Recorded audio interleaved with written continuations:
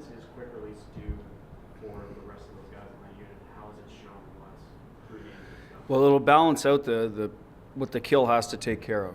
I mean, if we never shot from there, they wouldn't have to worry about as much. They could overplay the other side of the ice. So that's to have threats on both sides, have a threat at the goal line. I think that's what makes you dangerous. Those of you look at power plays around the league, Kucherov, Stamkos, right? Like you couldn't cheat to one side. Tampa, when they were good for all those years, you can go through the list of good power plays. Usually have some dual threats, and they can operate from different spots. Now, we're not on that level, but I mean, if they keep playing and performing and winning pucks back and recovering pucks, they could have pretty good numbers to compete against those types of power plays. And we're probably there now. We got to do it for a while, right, to be compared to them. But that's what he does over there when he's on and he's shooting. And he's got composure too, Danny. Like, he doesn't throw pucks away over there.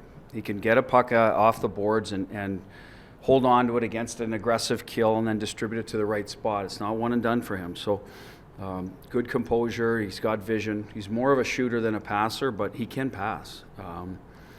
So that's what I see over there with him. And it wasn't anything to do with Pav. Pav did a good job over there. In fact, Pav, I think, was maybe our second highest power play scoring guy behind Hurdle. So it was nothing to do with him. It's just we thought Ole was a little bit ahead and Pav could go on that spot on the second unit. They don't get as much time, and we'll leave it alone till we need to fix it. Even on a 5-on-3 goal against Winnipeg, that's not an easy angle for him. It's not, and those guys work at that, right? The good ones from there. You see Draisaitl got another one last night from down low there, so they have to practice that and know how to get their feet square and angled to the net. But no, it's not the easiest angle, and you got to catch it clean usually, which is another skill that's probably undervalued, is how clean some of those guys can catch a one-timer. It's not as easy as it looks, and he certainly can do that. Yeah, Barbie's upper body, so he'll be day-to-day. Nick Waugh was a maintenance day, so I anticipate he'll be out there tomorrow. Barbie, I can't tell you if it's going to be right away, but I would assume Nick would be. He's skating, and he may join us tomorrow, I heard. So he'd still be in a red jersey, that process, so yes, he's closer, but not, I wouldn't say ready to go into our lineup right anytime soon, but I could be wrong on that. Once he gets with us, we'll see. Your defense has taken a lot of steps forward. It's been way better the last month or so with rebounds, and then one that's been seems like a lot of goals with rebounds. Is there anything that's specific stood out to you why that might be the case? Well, I think we're structurally better in our end from top to bottom. Usually when your team defense is better, well, how the goaltender's playing? Well, I think they're ahead of where they were 6 weeks ago or a month. I think our D are harder in front of our net. I think they're taking more pride in tying people up, not allowing those second chance and deflections. So there's a little bit of that mindset that from the start of the year, a lot of teams go through. You got to start hardening yourself up, and they've done that. I think we've had some newer forwards too come into, and I've said this, we play a different system. It's layers, so some of those guys take a while to sort of, the reads become automatic when to close. So if you're closing quicker, you're probably Edmonton was a good example in the D zone. I thought the first time we played them here, the third period, they had a good possession. This time up there, they scored 6 goals. It wasn't all D zone. It was some puck management. We did a pretty good job against them in our end, and I think that's just the sort of maturation of some of the guys like the Hurdles and the Holtz and Olsen that haven't played in that. I might be forgetting a guy in that and closing quicker. So I think it all adds up. Less time in your end, harder in front of your net, an extra save. Defense is going to look a lot better, or the numbers. Is your point of emphasis this week in practice playing off of what you did last week, or is it something new? This week is a little bit about recovery, Darren. Like today, we did some pace stuff, not a lot of battles. There was a gap drill that I think we want to keep emphasizing for our D. I think that's the other part of why our defensive plays better is we're holding the blue line a little bit better.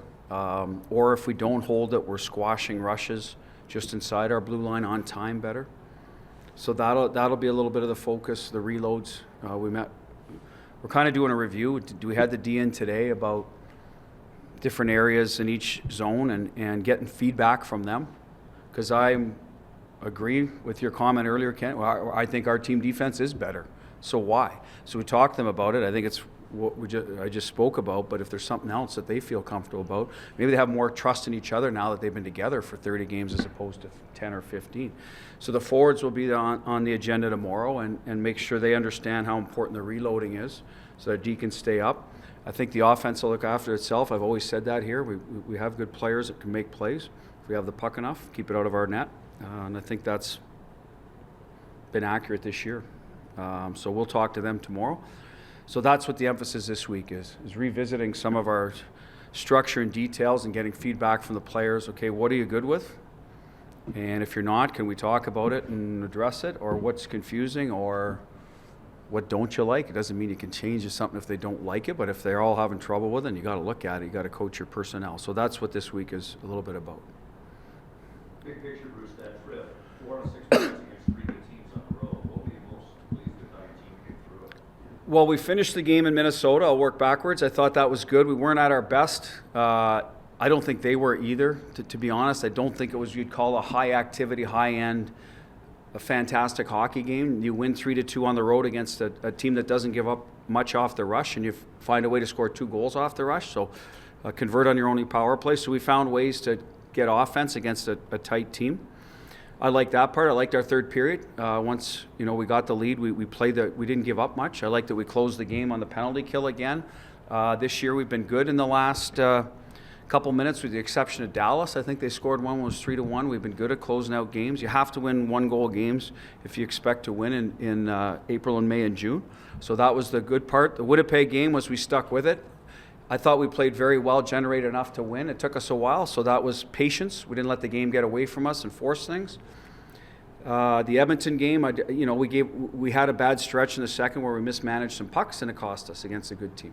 But the rest of the game was good offensively. I thought we generated enough to win. Our D-zone play against a team that can sometimes give us problems was excellent. With David Draisaitl, I thought the problems we had were more off the rush from turnovers or missing a read through the neutral zone. That's what I liked about it.